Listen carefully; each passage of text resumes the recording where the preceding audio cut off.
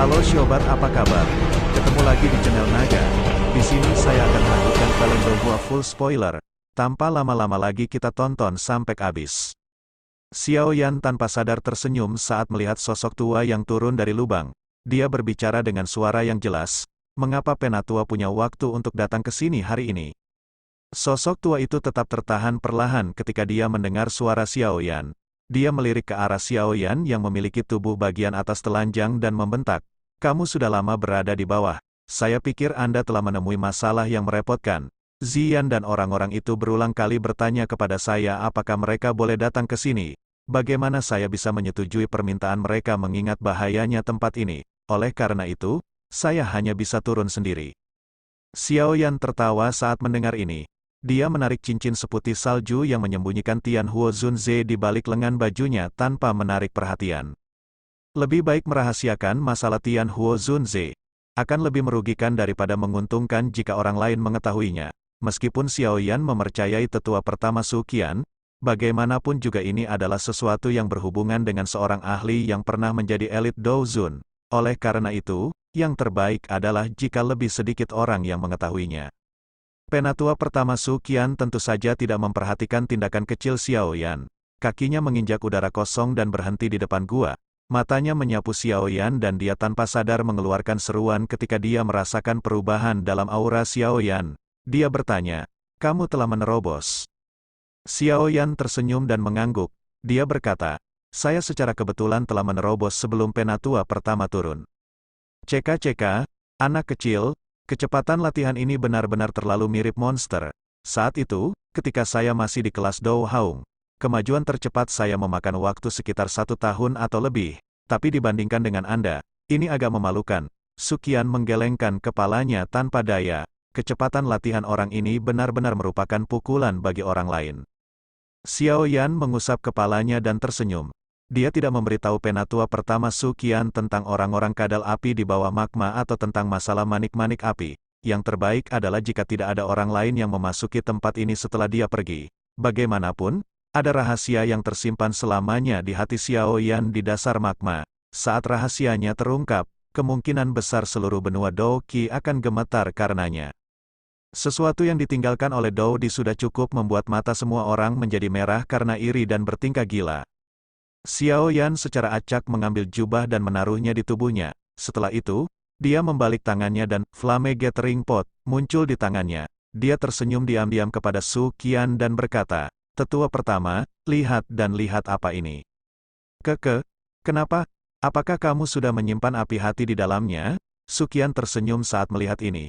Setelah itu, dia menerima Flame Gathering Pot dan meliriknya. Wajahnya langsung menegang ketika dia merasakan api hati yang membubung di tubuhnya beberapa saat kemudian. Dengan kekuatannya saat ini, bagaimana Heart Flame biasa bisa menggerakkan Heart Flame di dalam tubuhnya?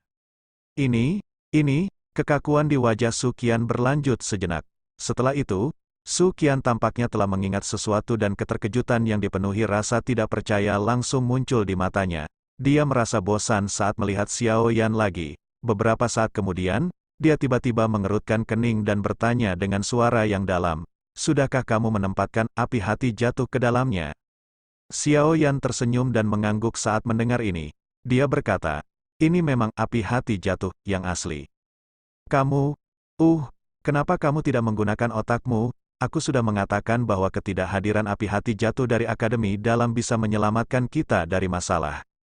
Sekarang setelah Anda menundukkannya, mengeluarkannya lagi akan sangat merugikan Anda. Anda mungkin akan tetap berada di level ini selamanya. Bagaimana kamu akan pergi dan bertarung dengan Hall of Souls dengan cara seperti ini?" Su Qian mengatupkan giginya dan berbicara dengan kebencian yang berasal dari Xiao Yan yang tidak mampu memenuhi harapannya. Xiao Yan tertegun saat melihat sikap tetua pertama Su Qian. Dia segera pulih setelah tiba-tiba memahaminya. Tampaknya Su Qian mengira Xiao Yan telah mengeluarkan api hati jatuh dari tubuhnya. Xiao Yan tanpa sadar tertawa. Kehangatan juga muncul di hatinya saat dia melakukannya. "Tetua pertama, kamu salah. Ini memang api hati yang jatuh. Namun, ini bukanlah masa lalu. Kalau tidak, bagaimana bisa begitu lemah?" Xiao Yan menggelengkan kepalanya dan tertawa pelan. "Ini bukan api hati yang jatuh dari masa lalu?" Su Qian kaget saat mendengar kata-kata Xiao Yan. Baru setelah itu dia pulih. Api hati yang jatuh di panci pengumpul api ini sepertinya agak terlalu lemah. Itu jauh lebih rendah daripada kengerian api hati jatuh di masa lalu. Su Qian memegang panci pengumpul api dengan kedua tangannya. Dia tertegun sejenak sebelum dia sepertinya memikirkan sesuatu. Kegembiraan liar yang sulit disembunyikan muncul di matanya saat dia dengan gembira berkata, "Maksudmu, kamu telah menemukan api hati jatuh yang lain?" Xiao Yan tersenyum dan mengangguk. Dia berkata, api hati jatuh ini juga merupakan sesuatu yang ditemukan di dunia magma. Namun, saat ini masih dalam tahap awal, selama para tetua dari Akademi Dalam yang mempraktekkan metode Qi afinitas api menuangkan Dao Qi dalam jumlah yang tak henti-hentinya ke dalamnya. Api hati yang dihasilkannya akan tetap memungkinkan menara pemurnian Qi langit berkobar untuk sekali lagi digunakan kembali. Setelah beberapa waktu berlalu, api hati jatuh ini mungkin juga dapat berevolusi lagi dan memiliki kecerdasannya sendiri. Pada saat itu, ia pasti tidak akan menolak Akademi Dalam setelah Akademi Dalam mempersiapkannya begitu lama. Oleh karena itu, menara pemurnian Qi langit berkobar mungkin bisa tetap terbuka selamanya. Kegembiraan di wajah Su Qian menjadi sangat pekat saat mendengarkan kata-kata lembut Xiao Yan. Jelas sekali, dia sangat bersemangat karena bisa menghidupkan kembali menara pemurnian Qi langit berkobar sekali lagi. Sungguh tidak terduga bahwa dunia magma ini benar-benar membuat api hati jatuh lagi. Bahkan kepala sekolah saat itu tidak menemukannya. Su Qian menghela nafas terlebih dahulu sebelum menggelengkan kepalanya. Setelah itu, dia memegang panci pengumpul api seolah-olah itu adalah harta karun dan menghadap Xiao Yan dengan wajah penuh senyuman. Dia berkata, "Ini sangat berat bagimu. Anak kecil, Anda telah mengambil api surgawi, yang sudah matang dengan karakter liar yang sulit dijinakkan, tetapi akhirnya kembali ke Akademi Dalam sebagai bayi api surgawi, yang patuh. Semua ini bisa dikatakan saling meniadakan. Oleh karena itu, Anda tidak perlu merasa bersalah di masa depan." Xiao Yan tersenyum sedikit dan mengangguk. Kini, dia benar-benar merasa lega. Dia juga mempunyai perasaan yang cukup terhadap Akademi Dalam. Menara pemurnian Qi langit berkobar sangat penting bagi Akademi Dalam. Namun, efeknya hilang karena dia cukup senang karena saat ini dia mampu menebusnya. Dengan benda ini, setidaknya aku bisa bertanggung jawab kepada kepala sekolah ketika dia bertanya tentang hal itu di masa depan. Api hati jatuh adalah sesuatu yang telah dia habiskan dengan susah payah untuk menyegelnya. Pendirian menara pemurnian Qi langit berkobar juga merupakan gagasannya. Jika dia kembali dan melihat bahwa benda ini telah kehilangan efeknya, sepertinya aku tidak akan bisa menghindari kekacauan. Tangan Su Qian menggosok panci pengumpul api, dan dia menghela nafas sebelum tertawa terbahak-bahak.